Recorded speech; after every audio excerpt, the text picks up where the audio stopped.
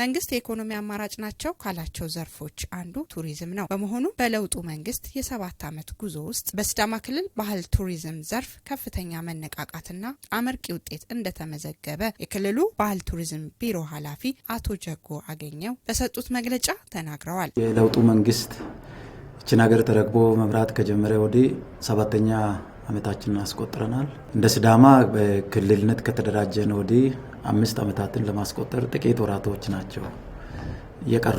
ጸጥታ እንደ ትልቅ እድል ይወሰዳል። ለቱሪስት ለጎብኚዎች እንደ እድል የሚወሰድ ነው። ዳይቡሹ ብሎ እንግዳን በወደ ሰፊነት የሚቀበል ማህበረሰብ እንደመሆኑ መጠን እነዚህን እንደ እድሎች ልናያቸው እንችላለን። የጋራምባን ተራራ ማህበረሰብ አቀፍ የቱሪስት መዳረሻ ቦታን ለማልማት የተያዘው ፕሮጀክት ከ2 ዓመት በፊት ፍሬ አፍርቶ ለምረቃ በቅቷል። የተለያዩ ምቹ ሁኔታዎችን ለጎብኚዎች ለመፍጠር እየተሰራ ያለው ስራ በጣም አበረታችና ስራውን በጥሩ ሁኔታ እየሄደ ያለበት ሁኔታ ነው ያለው። ሌላኛው የሎካ ብሔራዊ ፓርክ ነው። በእርግጥ ይህ ፓርክ ሆኖ ከተቋቋመ ከ10 ዓመት በላይ አስቆጥሯል። ውስጥ የቱሪስት ማደሪያ ምቹ ሁኔታ የሌለው ፓርክ ነው። ያንን ታሳቢ በማድረግ በተለይም በአባያ ሐይቅ አካባቢ ሳፋሪ ሎጅ የተሰኘ የቱሪስቶች ማደሪያ ስራን መስራት ነው የተቻለው። በቢሮ በጀት ተይዞ ስራው እየተሰራ ነው የምንገኘው። የይርጋለምን ኮሪደር ታሳቢ ባደረገ መልኩ አቦ ወንሾ ሐዋሳም እንደ አንድ ትልቅ መዳረሻ ልትወሰድ ትችላለች። የፊሽ ማርኬቱ ተጠቃሽ ነው። ሐዋሳ ሐይቅ ላይ ያለው የጀልባ ትራንስፖርት በጣም አስደሳችና ለጎብኚዎችም ትልቅ አድናቆትን የሚያተርፍ። ቅርብ ጊዜ ደግሞ የተለያዩ ኢኒሼቲቮችን በመቅረጽ ከነዛ ኢኒሼቲቮች መካከል የቱሪዝም ኢኒሼቲቭ አንዱ ነው። ባህላዊና ሃይማኖታዊ ሁኔታዎችን ከባህላዊ የፍቼ ጨምበላላ ክብረ በዓል አንዱ ነው። በብዙ ሺዎች የሚቆጠሩ ህዝብ የሚታደምበት ነው። ባህላዊ ገጽታ ይኖረው እንጂ ለቱሪስት መዳረሻነት በአግባቡ እያስተዋወቅን እየተጠቀምን እንገኛለን።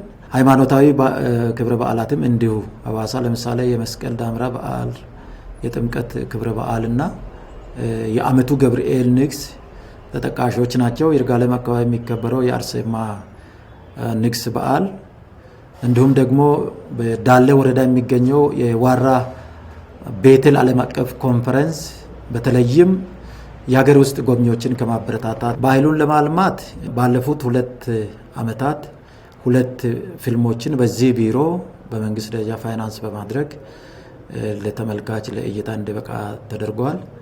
አፍኒ የተባለው የሲዳማ የእርቅ ስርዓትን በውስጡ የያዘ ነገር ግን አጠቃላይ ሲዳማ እሴቶችን የሚያስተዋውቅ ፊልም በአሁን ደረጃ ከሀገር አልፎ ሲዳማን በተለያዩ አውሮፓና አሜሪካ ሀገራት በማስተዋወቅ ላይ ነው የሚገኘው። ባህልን ለማስተዋወቅ ኪነ ጥበቡን መጠቀማቸው እንዲሁም የስፖርቱ ማህበረሰብ ከታዳጊ ጀምሮ ትኩረት በመስጠት አመርቂ ውጤት በ7 የለውጥ ዓመታት ውስጥ እንደተመዘገበ የቢሮ ኃላፊ ተናግረዋል። ታዳጊ ፕሮጀክቶችንም በማዋቀር መንግስት ደረጃ በክልል በተቋም ደረጃ የመደገፍ የመከታተል ስራዎች ሰርተናል። ወደ 47 ፕሮጀክቶችን ማቋቋም ተችሏል። በተለያዩ በስፖርት ዘርፎች በተለያዩ አካባቢዎችን በዞን ደረጃ ስቴዲየሞች ተገንብተዋል። በእንሳ ዳዬ ስቴዲየም፣ ያየ ስቴዲየም፣ ወንዶገነት፣ ለኩ፣ ሎካ፣ ሐዋሳ ዙሪያ ዶሬ አካባቢ በጣም በመለስተኛ ደረጃ አገልግሎት መስጠት የሚችሉ በአካባቢ ተስጦ ላላቸውና ፍላጎቱ ላላቸው ለስፖርት አፍቃሪያን እድልን የሚሰጥ ስራ መስራት የተቻለበት ነው።